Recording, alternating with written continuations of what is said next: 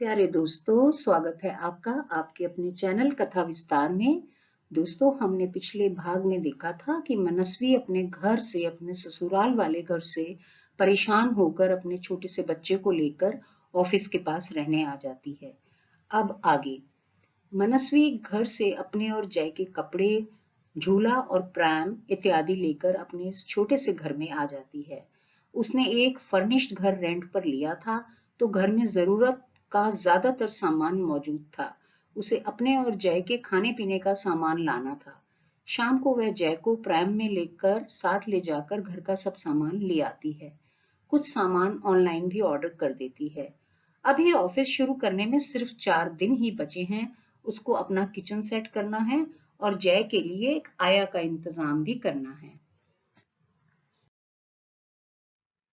वह कोशिश में लग जाती है। 3 दिन बीत जाते हैं पर उसे कोई आया नहीं मिलती। तब वह घर के पास ही उसके लिए क्रैच देखती है।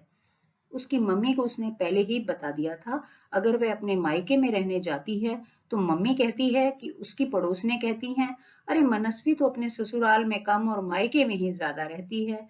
उसके मम्मी पापा भी पुराने विचारों के ही थे।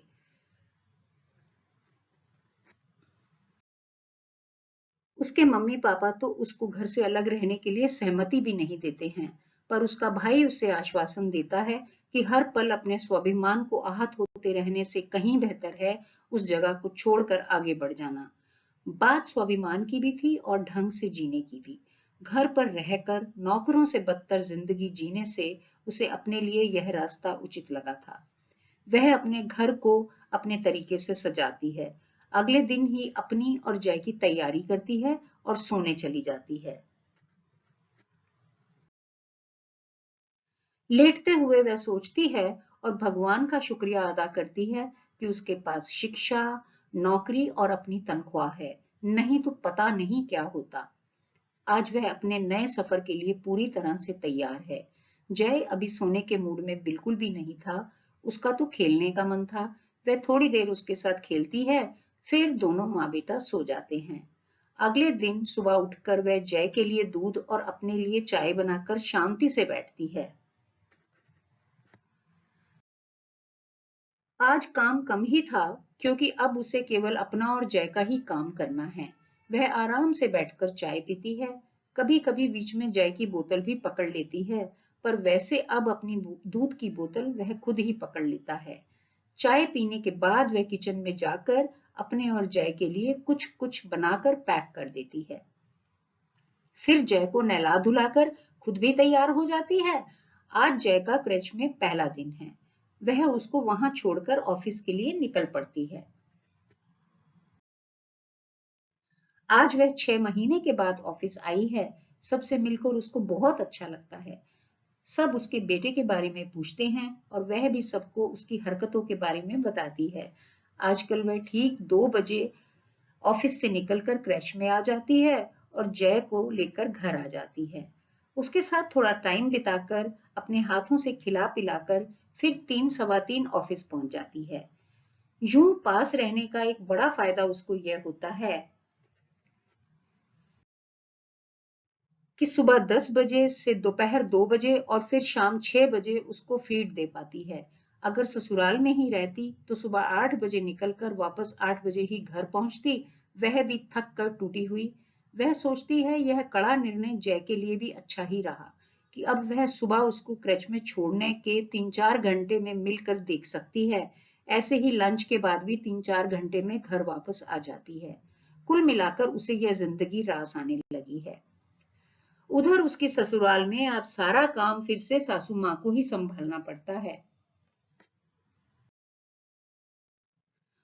उनको लग रहा था कि वह तो सोच रहे थे 4 दिन में ही वापस आ जाएगी। आज पूरा 1 महीना बीत गया था और अमन भी सोचने पर मजबूर हो गया था कि पता नहीं वह कैसे सब अकेले कर पा रही है। उसने एक बार भी मनस्वी को फोन तक भी नहीं किया था और ना ही जय से उस जय का हालचाल ही पूछा था। अब वह अपने आप को थोड़ा अकेला महसूस कर रहा था, पर पूरी अकड़ में था कि उसे कोई फर्क नहीं पड़ता है। उसने अपने लिए पहले ही बहुत दोस्त बनाए हुए थे, जिसमें लड़के और लड़कियां दोनों ही थे, जिनके साथ वह ज्यादातर समय बाहर ही गुजारता था। अब वह और ज्यादा ही बाहर रहने लगा था। मनस्वी से मिलने उसका भाई तो आता ही रहता था, बाकी ना तो मायके से और ना ही ससुराल से कोई उससे मिलने आया था और ना ही वह वहां गई थी। वह छुट्टी के दिन अपनी पुरानी सहेली दिशा के घर चली जाती थी या वह उसके घर आ जाती थी। दिशा शादी के बाद से अकेली ही रहती थी, क्योंकि उसकी ससुराल लुधियाना में थी और पति कबीर मर्चेंट नेवी में नौकरी करता था और अधिकतर अपने ऑफिस ऑर्डर के हिसाब से शिप पर या किसी पोर्ट पर ही होता था। मनस्वी के मम्मी पापा दोनों मनस्वी के घर आकर उससे मिलना तो चाहते थे, पर डरते थे कि कहीं उसकी ससुराल वाले यह ना सोचें कि माँ बाप ने ही उसको उकसाया है अलग जाकर रहने के लिए। बस कभी कभार फोन पर ही बात कर लेते थे और जय को बहुत याद करते थे। याद तो जय को उसके पापा और उनके घर के सब लोग भी करते थे, पर सबका अहम शायद उसकी याद से या उससे मिलने से बड़ा था। अब कुल 3 महीने बीत चुके थे और एक दिन रह रहकर अमन को अपने बेटे की याद सताने लगती है। फिर एक दिन वह मनस्वी को फोन करता है और उसके हाल के बारे में पूछे बगैर जय का हाल पूछता है। वह कहती है जय ठीक है, तो वह उससे मिलने आने की इच्छा जाहिर करता है। मनस्वी कहती है वह जब चाहे शाम को या छुट्टी के दिन आकर उससे मिल सकता है। ना वह उसको वापस घर आने के लिए कहता है और ना ही शायद अब वह कभी वहां जाना भी चाहेगी। वह अपने इस छोटे से घर और अपनी इस छोटी सी दुनिया में खुश है। हाँ, इसके बाद अब कभी कभी अमन जय को मिलने वहां आ जाता है, पर 1-2 घंटे में वापस चला जाता है। उन दोनों के बीच पसरा हुआ सन्नाटा यूं ही बरकरार रहता है। जिंदगी अपनी रफ्तार से चलती रहती है। मनस्वी कभी कभी सोचती है कि उसके और अमन के बीच में आखिर ऐसी दूरियां आई क्यों? क्या उसके सास ससुर और देवर के दिन रात उसके कान भरने से? लेकिन एक दिन अचानक यह गुत्थी थोड़ी तो सुलझ गई। जब वह अपने घर की सफाई करने के लिए साथ लाए हुए एक बक्से को खोलती है, तो जल्दी जल्दी में उसने एक अलमारी के ऊपर रख दिया बक्सा देखा।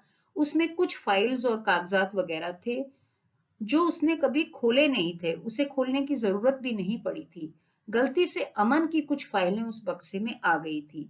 उन्हीं में से एक फाइल में उसको कुछ पत्र रखे मिलते हैं। उसने पढ़ा तो वह एक शिखा नाम की लड़की द्वारा लिखे हुए प्रेम पत्र थे, जो उसने अमन को लिखे थे। एक पत्र में शिखा ने लिखा था कि अमन, मुझे तुम पे बहुत प्यार आता है। तुम्हारी पत्नी जिससे तुमने गलती से शादी कर ली, तुम्हें उसके साथ रहना पड़ रहा है। तुम्हें अपनी पत्नी से बच्चा होने के बाद, आजादी मिलने के बाद, जल्दी से जल्दी हम हमेशा के लिए एक हो जाएंगे। फिर तुम्हें हमेशा के लिए उससे छुटकारा मिल जाएगा। कहीं बच्चा होने के बाद तुम बच्चे के प्यार में बंधकर मुझे भूल तो नहीं जाओगे ना? उन दोनों ने 6 साल के प्यार के बाद लव मैरिज की थी और 2.5 साल के बाद ही उसे लगने लगा कि वह शादी उसकी एक गलती थी। वह दुख से पागल सी हो गई थी। कम से कम सामने आकर बता तो देता कि उसे ऐसा लग रहा है, तो वह बेवकूफ बनी उसके घर पर एक नौकरानी की तरह सब काम ना कर रही होती। अपनी अच्छी खासी कमाई होते हुए भी उसकी माँ की तीखी नजरें अपने खाने पर ना बर्दाश्त कर रही होती। एक बार मुझसे बात तो करता, मैं ही उसे आजाद कर देती, परंतु वह तो मुझे धोखा देता आ रहा है, लगभग पिछले 1 साल से। आज उसे बहुत ज्यादा अच्छा लग रहा था अपने ससुराल को छोड़कर यहाँ शिफ्ट होने का फैसला, पर उसे समझ नहीं आ रहा था कि वह क्या करे, मम्मी पापा को बताए या नहीं। वह सोचती है, यह शिखा कौन हो सकती है? कॉलेज में जो उन लोगों के साथ पढ़ती थी, तब भी वह बहुत कोशिश करती थी अमन के आसपास रहने की।